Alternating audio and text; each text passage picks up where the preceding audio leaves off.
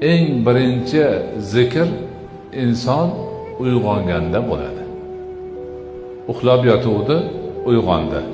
Ko'zi ochildi, o'zini demak uyg'onganligini bildi, hayotga qaytganini his qildi.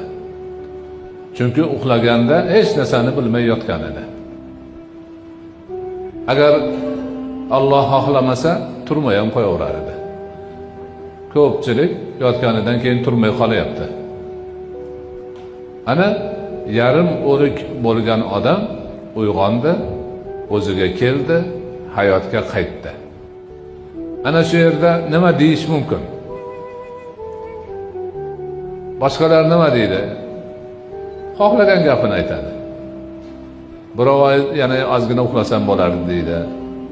Birov voy kech qolibman-u, falon yerga borishim kerak edi deydi.